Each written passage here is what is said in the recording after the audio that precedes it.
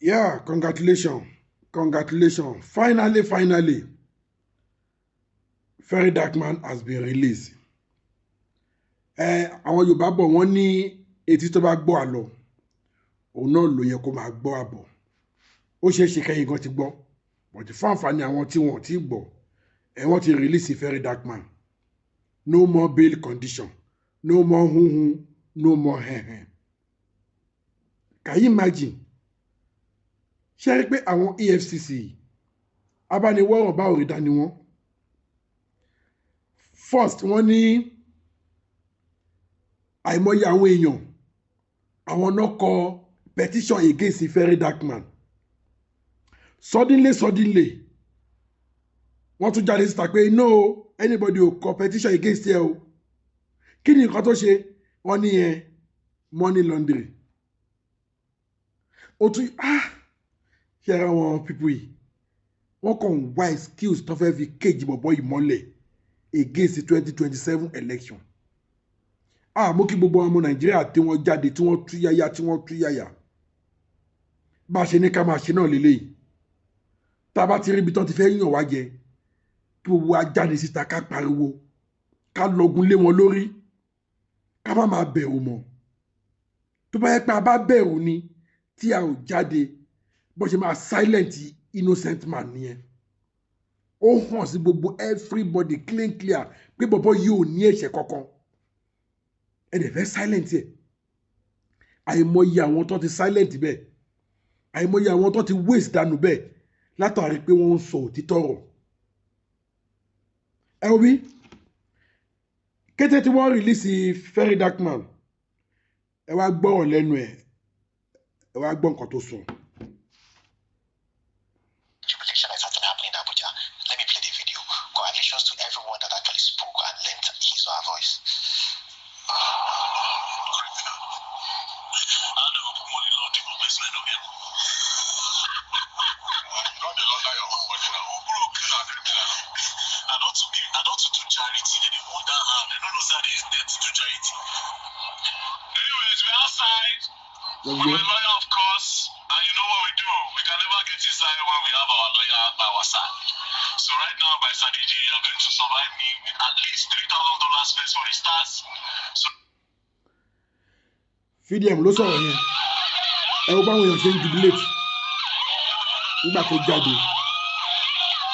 Jubilate àwọn èèyàn òun lẹ̀ ń gbọ́ yẹn.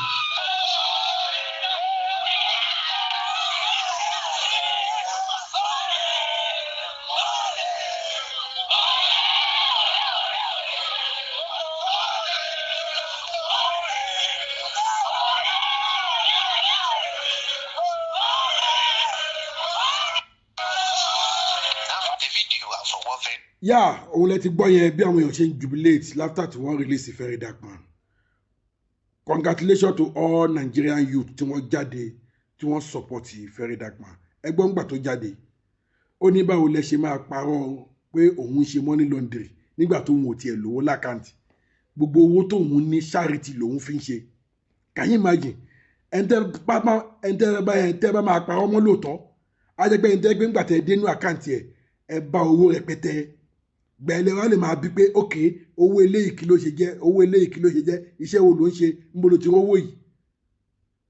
Oníṣẹ́ ni tí ò lówó nínú àkáǹtì lẹ́fẹ́ sọ pé ó ń ṣe money laundry ṣe ti rí i pé wọ́n kàn wá ẹ̀sùn tó fẹ́ fi silent bọ̀bọ̀ yìí but ẹlẹ́dàá gbogbo àwọn yúùtù Nàìjíríà kò ní gbà fún wọn. Tá a bá ń jáde báyìí tá a ń pariwo lé wọn tá a bẹ̀rù torí nǹkan tí àwọn àgbàsọ́rọ̀ nìyẹn wọ́n ní mi ò lè wá jẹ wọ́n ní mi ò lè wá kú kó lè jóye ilé bàbá ẹ̀ mi ò fẹ́ kú mi ò fẹ́ kú mi ò fẹ́ kú mi ò fẹ́ kán arrest mi mi ò fẹ́ kán tì mí mọ́lé òun náà ló bá wa débi tá a dé yìí. Òótọ́ téèyàn ò bá ní èèyàn lẹ́yìn lóòótọ́ èèyàn gbọ́dọ̀ jẹ́ kí wọ́n arrest ẹ̀ kí wọ́n Fídíẹ̀mù yìí kó má léèyàn lẹ́yìn bó ṣe máa arrest ẹ̀ nìyẹn á dẹ̀ jẹ̀yà yẹn gbé ìyà tí ò mọwọ́ tí ò mẹsẹ̀ wọ́n kàn lè tì mọ́lé síbẹ̀ for no reason at the end of the day ẹ̀ka máa gbọ́ kó ti kú kò dẹ̀ sí nǹkan tá a fẹ́ ṣe ẹ wo àwọn top people tí wọ́n ti pa ní Nàìjíríà Bọ́lá Ìgè lẹ́ni Gani Fáwẹ́mi dà Fẹlá Aníkúlápó dà Abíọ́lá dà Fúnṣọ́ Williams dà àwọn èèyàn ńláńláńláńláńlá àwọn tó bá ti tọ̀nù Nàìjíríà yìí for good tó bá ti rí pé o ti ń sòótọ́ báyìí àbò tí ń sòótọ́ píàn wọ́n máa clear dànù ibi ìbàjẹ́ ibi màdàrú ibi ìwà burúkú ibẹ̀ náà wọ́n ti ń jẹ èmi dẹ̀ mọ̀ pé one day should be one day ẹni tọ́lọ́run máa rán wá sí Nàìjíríà tó máa flush gbogbo pípọ̀ ìdànù bíi Ibrahim Traoré ti Burkina Faso is on the way tí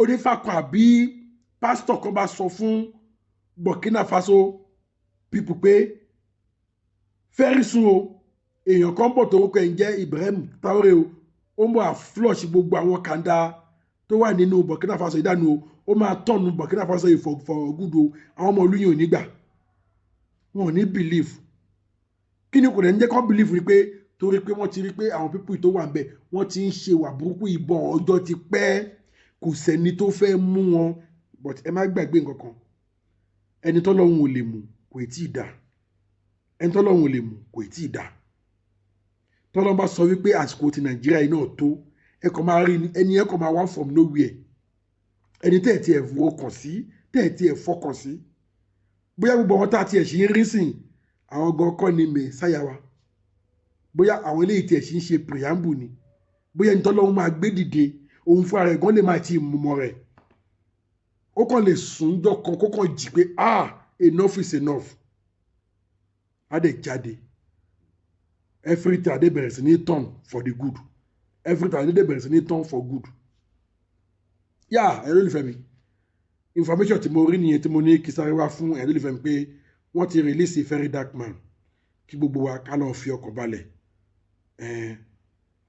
ajá tó lọ sílé ẹkùn tó bọ̀ ni ẹ jẹ́ ká kí ikú ewu òun ló mọ nǹkan tójú ẹ̀ máa rí bẹ̀ yẹn kò yí sí o kéèyàn jẹ́ spokesman fún odindi ìlú kò yí sí o kéèyàn jẹ́ ajàǹgbara fún èèyàn fódindi ìlú kò yí sí o ohun tójú àwọn ajàǹgbara máa rí òun náà nìyẹn but tíẹ̀sì náà a ò ní jẹ́ kó sú wa a ò ní jẹ́ kó rẹwà tó wọ́n pé kí ni mi ò lè wá kú kò lè jóye ilé bàbẹ́ information tó mo ní kí wá fún yín nìyẹn torí mo promise ẹ̀ lólùfẹ́ mi pé any information tí bá ti rí pé ó máa wúlò fẹ́ yín olólùfẹ́ mi ò ní hesitate láti mú wá fún yín mo tún padà bọ̀ ire o ẹ bá mi share fídíò yìí kẹ́lẹ́ bá mi subscribe sílẹ̀ ilé Global TV fún àǹfààní ẹ̀yin tẹ́ ẹ ti subscribe ẹ lọ subscribe ká tó máa jẹ̀gbádùn ètò yìí ẹ wo báwọn èèyàn ṣe ń subscribe náà gbogbo yín tẹ́ ẹ ti subscribe mo dúpẹ́ lọ́wọ́ yín inú ò ní tọ́wọ́ yín àbùdí ń tó lókun àbùdí ń tó lọ́sà ọwọ́ yóò ní kọ́sẹ̀lẹ̀ àpò ọwọ́ tẹ́ fi ń tẹ́ subscriber yẹn owó lẹ́yìn máa fi gbà